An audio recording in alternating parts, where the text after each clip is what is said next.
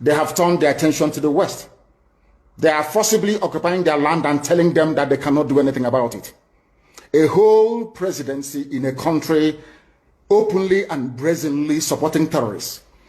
All of you watching and listening all over the world, you know that Miyetti Allah is a terrorist organization. You know that. They have killed. They have said that Benue State is theirs for the taking as a spoil of war. All of you are aware of it. You know what they are doing. Anywhere you have Fulani headsmen, terrorists for that matter, they tell you, oh, they are pastoralists. They are allowed to do their businesses in the forest. All of you are aware of it. But you kept quiet, hoping that somehow Tinubu will emerge as the president, or an Igbo man will come as the president, and your family will start enjoying. But in the meantime, you have no more farmlands, you have no more forests, you have nowhere you can call your own home. The same stupidity exhibited by Hausa peasants that enabled Fulani to take Sokoto from them, that enabled Fulani to take Katsina from them, that enabled Fulani to take even Kanu from them. Every Hausa land is occupied either by a Fulani emir or a Fulani governor. Some of you don't want to reason, you don't ever learn that the main aim of Fulani is to conquer your land and enslave you. Look at Hausa people today. As I wrote yesterday, they are worse than a discarded tissue paper.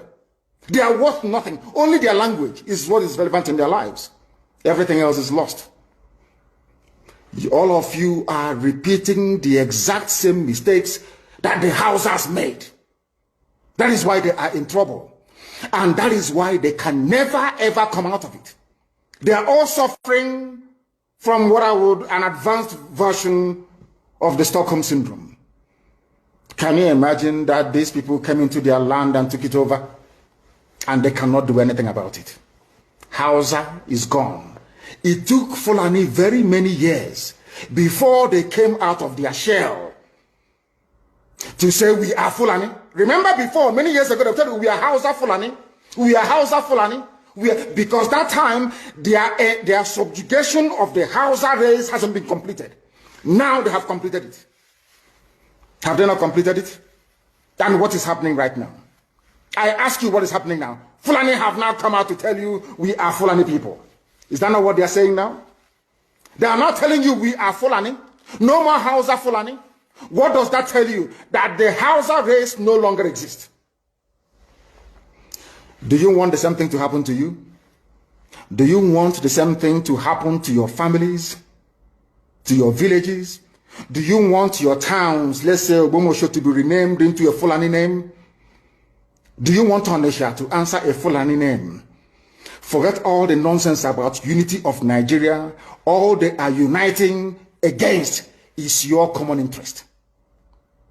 Unless you prefer epileptic power supply, unless you prepare to live your whole life without running water, unless you want to live in abject poverty and deprivation, your only alternative is a revolution. Let nobody discourage you. All the countries of the world doing very, very well, they all went through a revolution. You must go through it. If you don't go through it, you can never ever survive as a people. Fulani will take you over. As simple as that.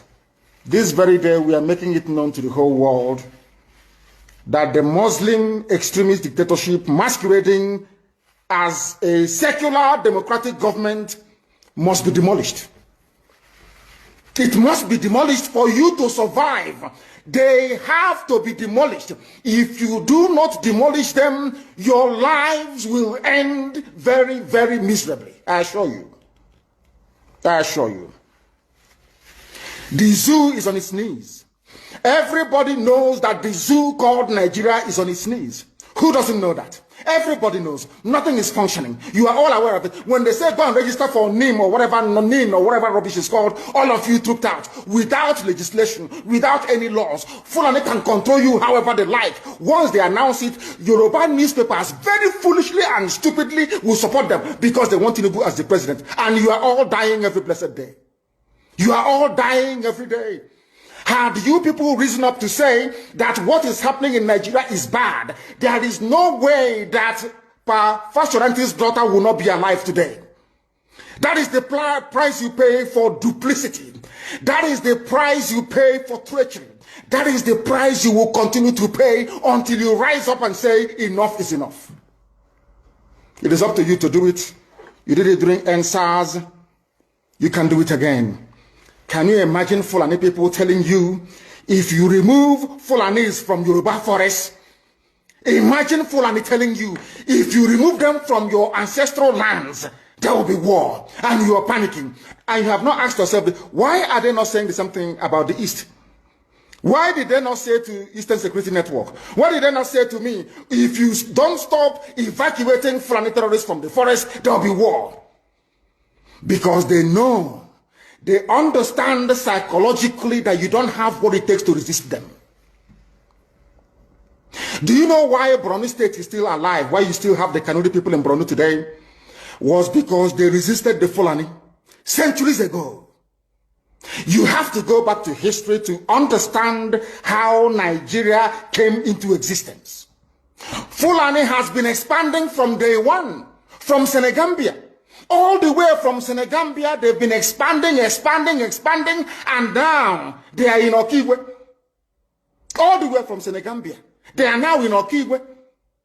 And you're asking us to somehow fold our hands and keep quiet because of 2023, because one idiot is going to come out to become a president, because of that rubbish, because of that nonsensical notion, we should fold our hands and wait until we are overrun by the Janjaweed from the Sahel.